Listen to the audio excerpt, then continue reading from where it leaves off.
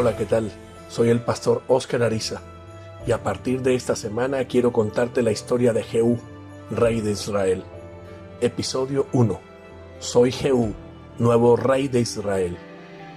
Después de la muerte de Josafat, Judá había quedado en manos de su nieto Ocosías, quien decidió alejarse de Dios.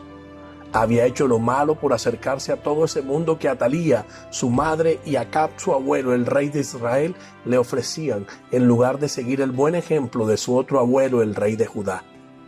Por ese tiempo, el rey Jorán, sucesor de Acab, había declarado la guerra a Hazael, rey de Aram, en Ramot de Galad, pero en medio de la batalla fue herido y trasladado a Jezreel para recuperarse.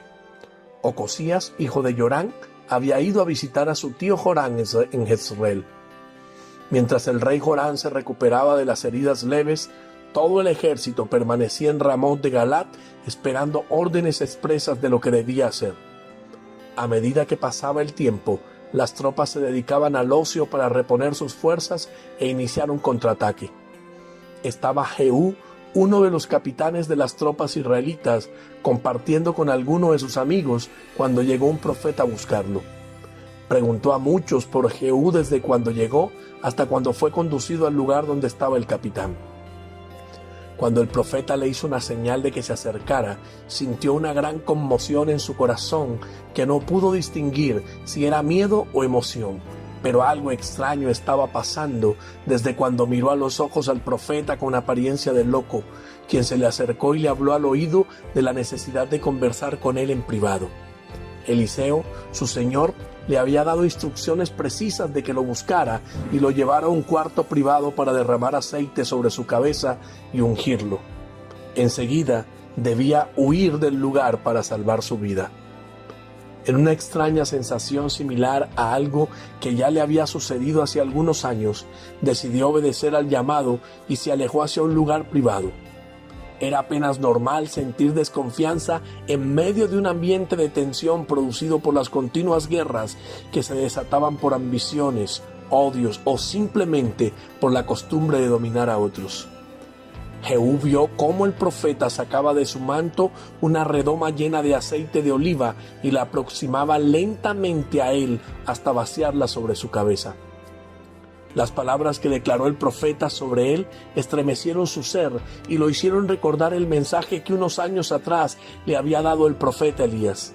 Eran las mismas palabras que ahora repetía: «Esto dice el Señor, yo te unjo para que seas el rey de Israel. Tú destruirás por completo a toda la familia de Acab, tu señor. De esa manera me vengaré de la muerte que él le dio a todos mis profetas». Y sin mediar palabra alguna, abrió la puerta y salió corriendo a campo abierto. Tuvo que sostenerse de una mesa para no caer. El nuevo ungido sentía un mareo que lo balanceaba de atrás hacia adelante. La misma sensación que tuvo cuando el profeta Elías también le había derramado aceite para ungirlo como rey, pero le había dado indicaciones claras que mantuviera en el secreto lo que había pasado hasta cuando el Señor le enviara otra señal.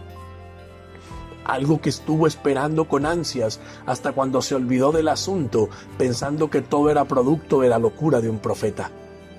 Ahora se le revelaba con mayor claridad el mensaje. Era el momento de actuar. Después de algunos minutos, se incorporó para salir de la habitación donde sus amigos lo esperaban ansiosos, luego de observar cómo el profeta salía a toda prisa del lugar. Sentía miedo de todo lo que estaba pasando tan repentinamente, a pesar de que se le había anunciado años antes. De la puerta hacia afuera, tenía que empezar a actuar como el rey y obedecer las órdenes del Señor. Pero ¿cómo hacerlo frente a un ejército que le era leal al rey Jorán? Quería permanecer un rato más adentro de la habitación, pero sabía que si no salía, sus amigos entrarían a buscarlo. Salió aún con el aceite escurriendo de su cabeza. Los miró a cada uno como tratando de explicarles lo que había pasado, pero no sabía por dónde comenzar. Necesitaba armar un grupo que lo acompañara en sus primeras decisiones.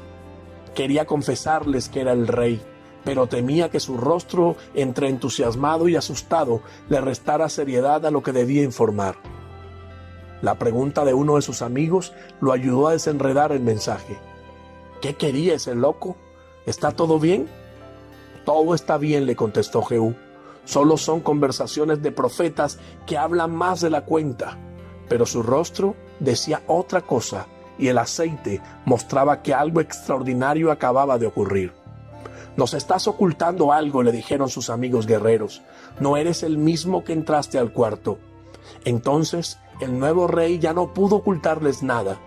El profeta que entró derramó su frasco de aceite en mi cabeza y me dijo: esto dice el Señor, yo te unjo para que seas rey de Israel.